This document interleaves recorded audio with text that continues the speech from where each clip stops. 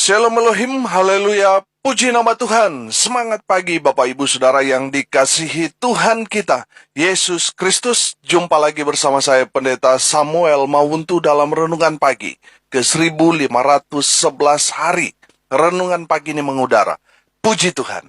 Bapak Ibu Saudara yang dikasihi Tuhan, sebelum kita mengawali segala aktivitas kita di pagi hari ini, marilah kita mengawalinya bersama Tuhan dengan mendengarkan firman Tuhan.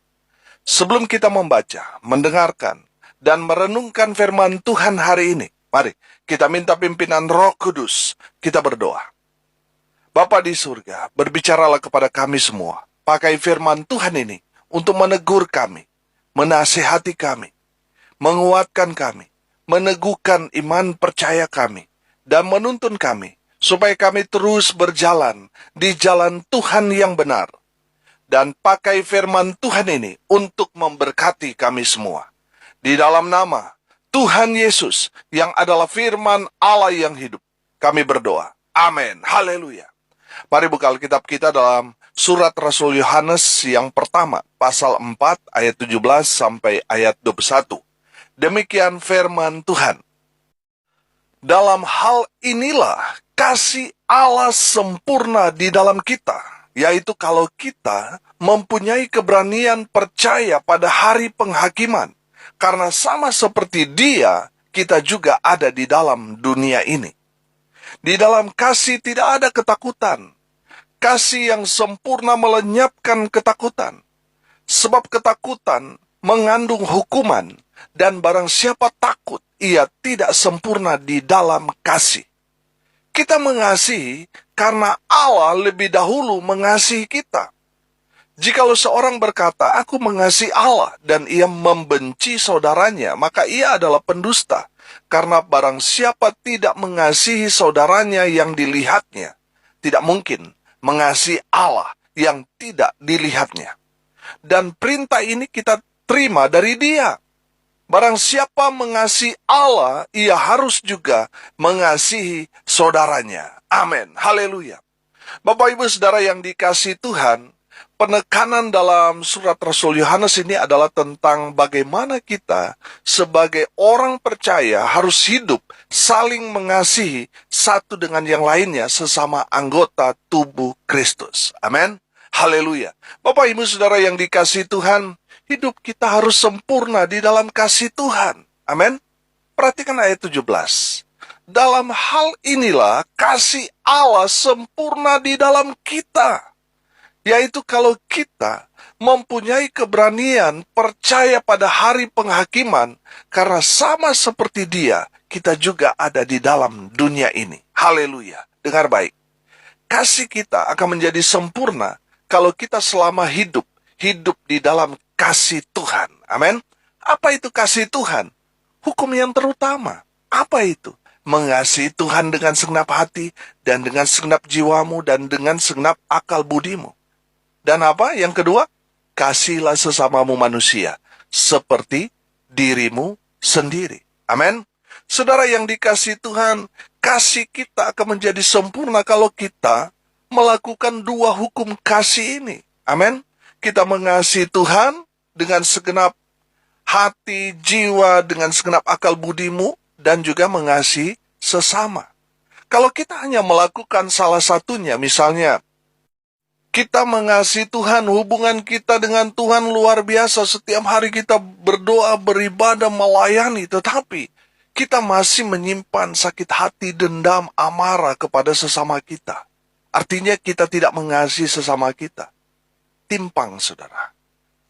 Tuhan mau kita melakukan dua-dua. Kita mengasihi Tuhan, mengasihi sesama kita.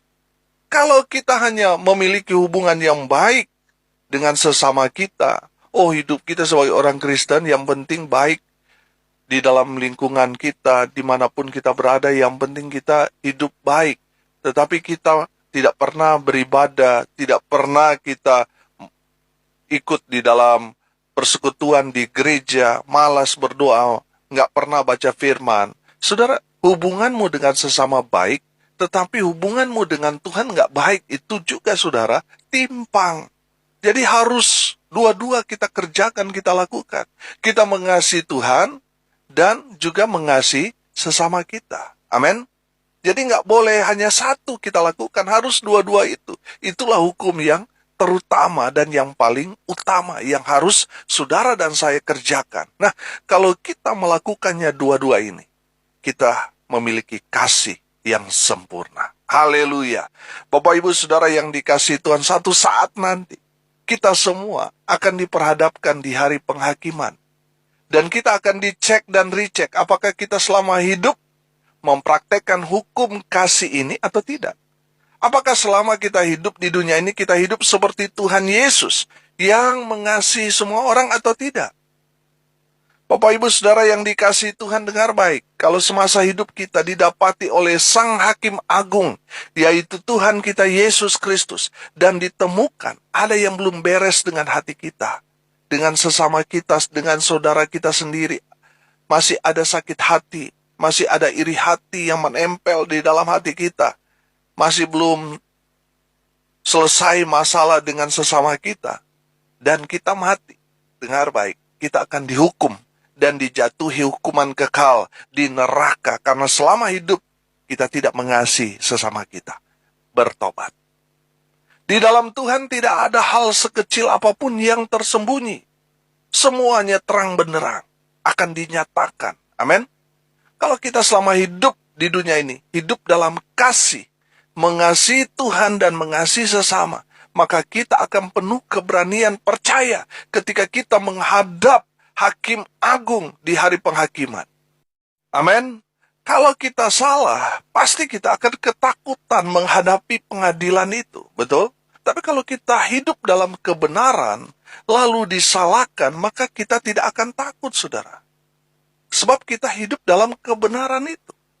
Dengar baik, kalau saudara tidak hidup di dalam kasih, saudara walaupun giat ibadah tapi masih menyimpan kebencian kepada saudara Anda, atau saudara memiliki hubungan yang baik dengan sesama tapi tidak baik dengan Tuhan, saudara hidup tidak benar. Yang benar adalah kita menerapkan hukum kasih itu di dalam hidup kita. Kita mengasihi Tuhan dan kita aplikasikan kasih kita kepada Tuhan dengan mengasihi sesama kita. Amin. Kalau kita hidup di dalam kasih, kita hidup di dalam kebenaran. Orang benar pasti berani, saudara. Sedangkan mereka yang salah atau tidak benar pasti hidup dalam ketakutan. Betul? Ayat 18 berkata, di dalam kasih tidak ada ketakutan. Kasih yang sempurna melenyapkan ketakutan. Sebab ketakutan mengandung hukuman dan barang siapa takut, ia tidak sempurna di dalam kasih. Amin. Haleluya. Bapak Ibu Saudara yang diberkati Tuhan, seseorang yang hidup di dalam kasih Tuhan, pasti dia berani. Berani apa? Berani berkata tidak kepada dosa. Berani menolak tawaran iblis. Berani berbuat kebenaran. Haleluya. Di dalam kasih yang sempurna, tidak ada ketakutan. Amin. Haleluya. Bapak Ibu Saudara yang dikasihi Tuhan, dengar ini baik-baik. Orang-orang penakut. Penakut di sini saya artikan orang-orang yang takut bayar harga. Orang-orang yang takut hantu. Takut kehilangan harta. Takut kehilangan jabatan. Takut kehilangan pacar. Akhirnya murtad. Saya kasih tahu tempatnya.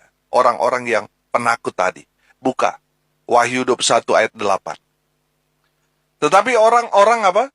Orang-orang penakut.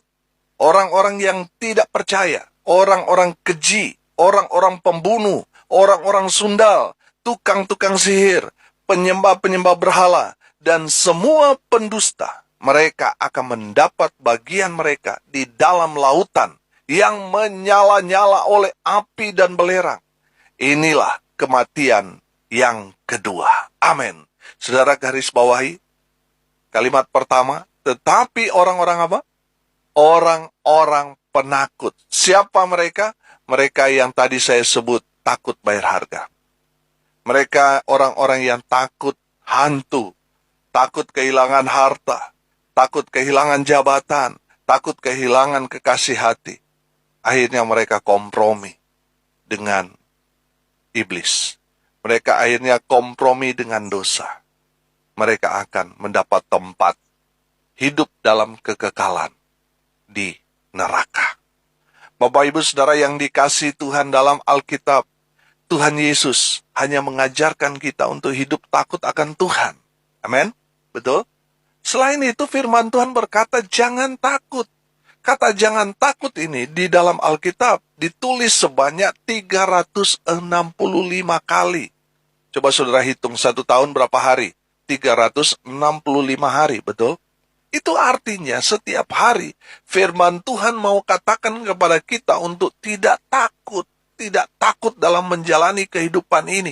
Walaupun berat, sulit, menakutkan, firman Tuhan berkata jangan takut. Tempat orang-orang penakut di dalam lautan api yang menyala-nyala. Makanya jangan takut.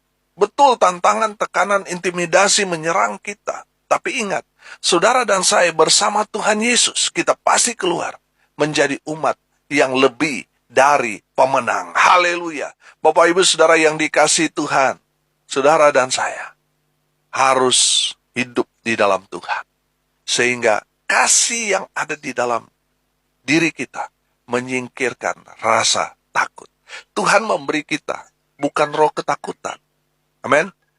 Tuhan memberikan kepada kita supaya kita menjadi pribadi yang kuat di dalam Tuhan sehingga kita selalu keluar di dalam setiap pertempuran iman, pertempuran rohani kita keluar menjadi pemenang. Jangan takut. Milikilah hidup di dalam kasih Tuhan sehingga rasa takut itu akan tersingkir di dalam hidup kita. Karena ada kasih Tuhan. Ada Yesus di dalam kehidupan kita.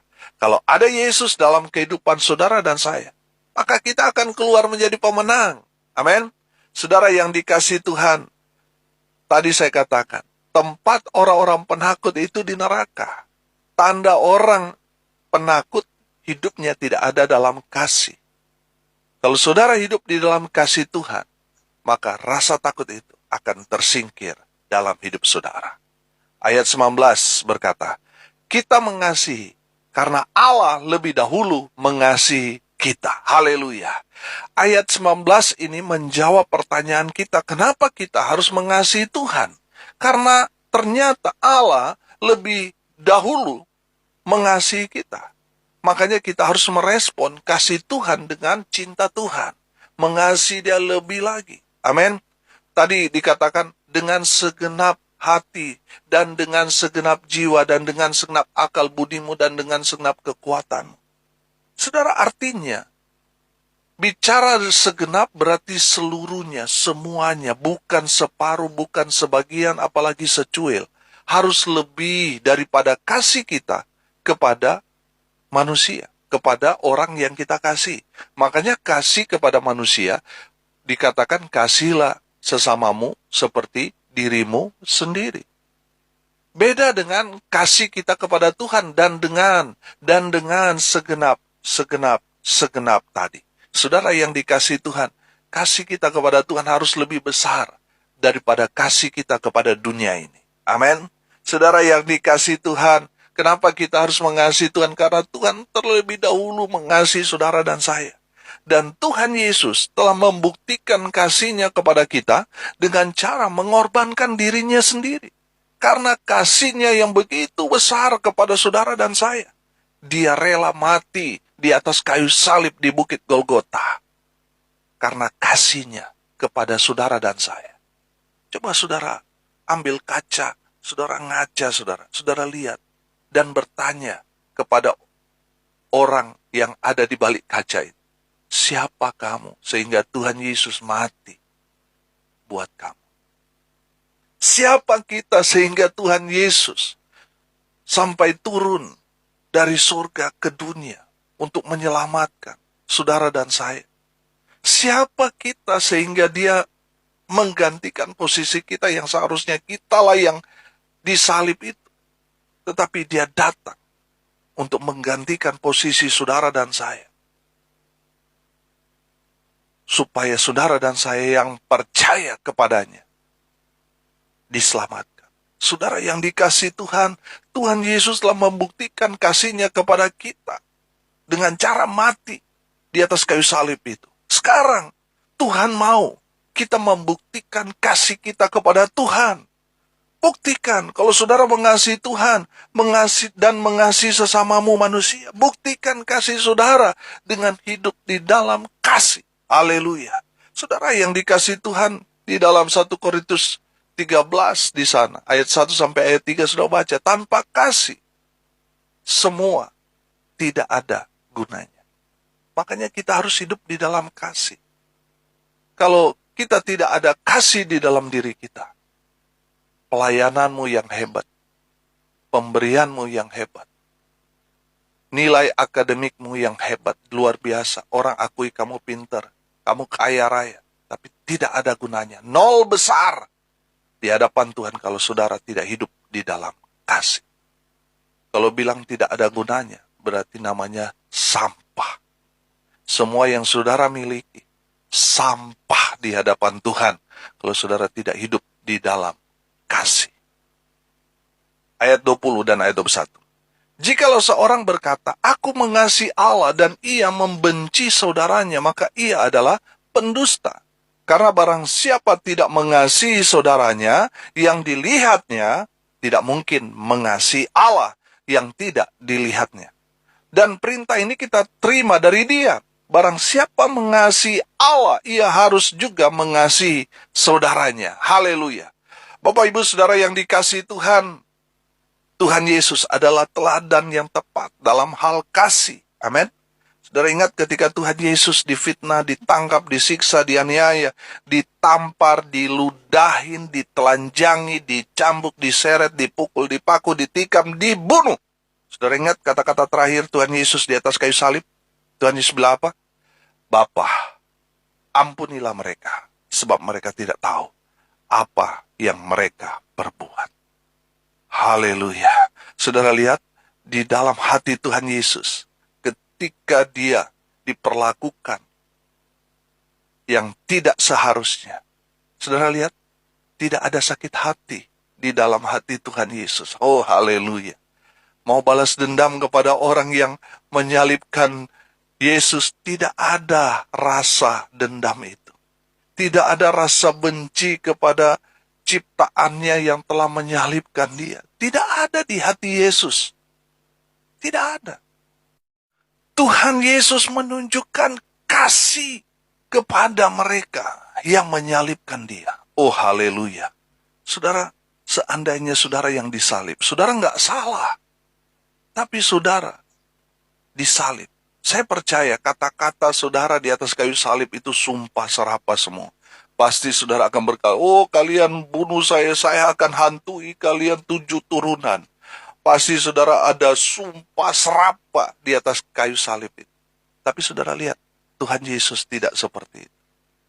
Tuhan Yesus mengajarkan kepada kita tentang kasih yang sejati. Haleluya. Saudara yang dikasihi Tuhan, dengar baik. Di hati Tuhan Yesus tidak ada tempat bagi rasa benci, sakit hati, dendam, dan lain sebagainya. Tidak ada. Bapak Ibu Saudara yang diberkati Tuhan, saya percaya seseorang yang ada Yesus di dalam dirinya, ada kasih di dalam dirinya, pasti dia bertindak seperti dengan Tuhan Yesus. Ketika dia dicurangi, dihianati, disakiti, dia tidak membenci. Dia justru memberkati. Dia justru mengampuni. Amin. Saudara yang dikasihi Tuhan, seseorang yang ada kasih di dalam dirinya, pasti dia mengampuni. Pasti dia mengasihi orang yang sudah berbuat jahat kepada dia dan memberkati mereka. Amin. Bapak Ibu Saudara yang dikasihi Tuhan, kalau di dalam diri saudara masih ada kebencian, Pak Pendeta, di antara 100 orang yang saya benci, 99 orang sudah saya ampuni, tinggal 1 orang ini. Kalau dia sampai saya mati pun, saya tidak akan ampuni. Bapak Ibu Saudara yang dikasihi Tuhan, itu menandakan kasihmu belum sempurna. Tuhan mau memang betul-betul hati kita bersih, tidak lagi tersisa 1 oknum yang kita benci, di dalam diri kita. Semua kita sudah hapus rasa benci itu. Dengan kasih Tuhan, kita mengampuni mereka. Karena Tuhan sudah mengampuni dosa saudara dan saya. Kalau kita tidak mengampuni kesalahan orang, dosamu tidak akan pernah diampuni Tuhan. Kalau dosa kita tidak diampuni Tuhan, maka neraka tempat saudara. Saudara yang dikasih Tuhan bertobat. Ampuni mereka. Jangan sampai ada satu kesalahan, ada satu sakit hati, ada satu kebencian di dalam hati kita. Jangan. Bersihkan itu. Bersihkan itu. Jangan sampai iblis menaruh benih maut di dalam diri kita. Saudara yang dikasihi Tuhan, saya percaya seseorang yang hidup di dalam kasih, pasti dia mengampuni. Amin. Pasti dia mengasihi, pasti dia memberkati orang-orang yang sudah berbuat jahat kepada mereka. Dengar baik, tidak ada gunanya pelayanan saudara kalau saudara tidak mengasihi sesamamu manusia. Tidak ada gunanya kalau saudara tidak akur atau sering ribut berantem dengan suami atau istri atau dengan anakmu. Karena menurut firman Tuhan ini, kalau kita tidak mengasihi saudara kita yang terlihat, tidak mungkin kita mengasihi Tuhan yang tidak terlihat. Orang yang sudah melayani Tuhan tapi tidak mengasihi sesamanya, dia tidak bukan adalah seorang pendusta. Dan seorang pendusta atau penipu dalam 1 Korintus 6 ayat 10 dikatakan, seorang penipu tidak mendapat bagian dalam kerajaan surga. Saudara jelas, penipu, pendusta, pembohong sama dengan belum sempat bertobat, saudara masih tipu orang, belum sempat bertobat, terus saudara mati mendadak. Saudara tidak akan mendapat bagian dalam kerajaan surga, alias masuk neraka. Makanya tobat, bos. Jangan tipu-tipu lagi, bos. Bertobat dan hiduplah dalam kebenaran, yaitu hidup di dalam kasih Tuhan. Haleluya. Bapak, Ibu, Saudara yang dikasihi Tuhan, hari ini kita belajar. Yang pertama, kita harus hidup di dalam kasih. Karena tanpa kasih semuanya tidak ada gunanya. Kasih itu selalu saya gambarkan salib. Garis vertikal itu kasih kita kepada Tuhan dengan segenap hati, segenap jiwa, segenap akal budi, segenap kekuatan. Kasih kita kepada Tuhan harus lebih daripada kasih kita kepada sesama kita. Garis horizontal, ke kiri ke kanan, itu hubungan kita dengan sesama kita. Kita harus mengasihi mereka seperti kasih kita kepada diri kita sendiri. Hiduplah di dalam kasih Tuhan itu. Haleluya. Yang kedua, kasih kita harus sempurna. Kita harus hidup dalam kebenaran. Amin. Di saat saudara berbuat kasih, saudara hidup dalam kebenaran. Kalau saudara tidak hidup di dalam kasih, saudara hidup tidak benar. Dan saudara tahu, orang yang hidup tidak benar tempatnya di mana. Saudara yang dikasihi Tuhan, mari kita cek diri kita. Kita sudah hidup benar apa tidak? Kita hidup benar kalau kita hidup di dalam kasih Tuhan. Kalau kita tidak hidup dalam kasih Tuhan, kita tidak hidup dalam kebenaran. Bertobat. Kasih kita harus sempurna. Kita harus hidup dalam kebenaran. Haleluya. Yang ketiga, saudara, seseorang yang ada kasih Yesus di dalam dirinya, tandanya dia mau mengampuni. Walaupun sakit, tapi dia tetap mengampuni. Dia mengasihi. Karena Tuhan Yesus telah terlebih dahulu mengasihi kita.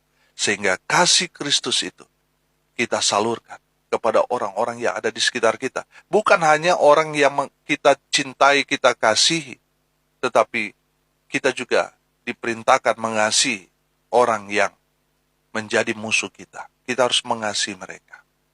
Saudara yang dikasihi Tuhan, saya percaya seorang yang ada di dalam Tuhan sanggup melakukan itu. Mengampuni, mengasihi, dan memberkati semua orang. Bukan hanya orang-orang yang dekat dengan kita, orang-orang yang kita kenal, bukan hanya orang-orang yang kita cintai kasih, tetapi juga buat mereka yang tidak kita kenal, bahkan musuh kita sendiri. Kita harus mengasihi mereka. Haleluya. Mari kita berdoa. Terima kasih Bapa di surga atas kebenaran firman Tuhan yang sangat memberkati kami. Berkati semua pendengar dimanapun mereka berada. Tuhan melawat mereka sehingga mereka terus berakar kuat di dalam pengenalan akan Kristus Yesus Tuhan.